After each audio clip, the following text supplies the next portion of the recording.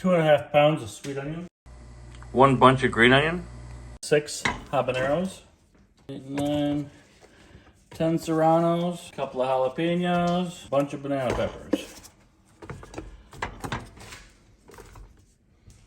1/4 cup of allspice berries. Tablespoon of cinnamon. 1.5 cups of white sugar. And 1.5 cups of brown sugar. 1/2 tablespoon of nutmeg. 1/2 tablespoon of red pepper flake. 1/2 tablespoon of thyme. 1.5 cups of ketchup. 1.5 cups red wine vinegar.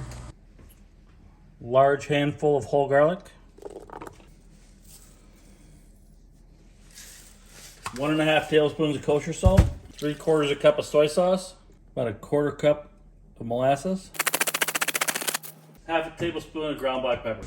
Now set the temperature to a low heat and mix up the mixture as best you can. We'll come back and stir it periodically. This is after about half hour, 45 minutes of cooking. We'll allow this to cook for several hours and continue to stir. This is after cooking for approximately 3 hours.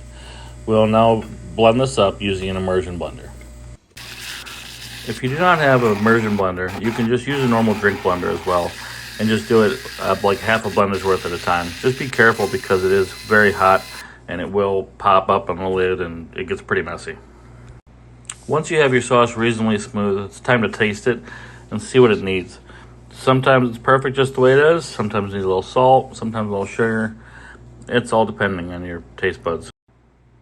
At this point, it's time to make a decision if you need to continue to cook it and get it a little bit thicker, or if it's good the way it is.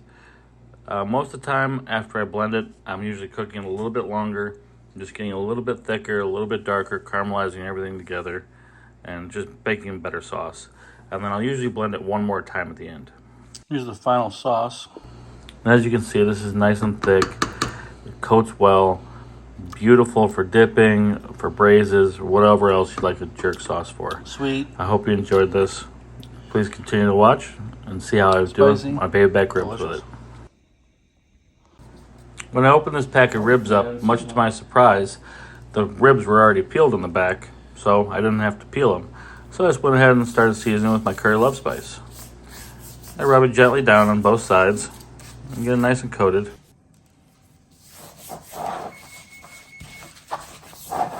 Got the ribs laid on a sheet tray covered in foil. Roast them at 275 degrees for 2 hours. After 2 hours in the oven, we're going to take it and smother it with our jerk sauce, and then wrap the ribs up and then put them back in the oven to allow them to finish.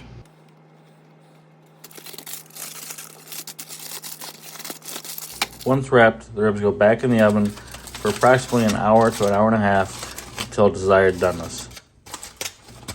At this point, I'll take the ribs and smother them with jerk sauce, and then put them on the broiler and allow them to caramelize under high heat.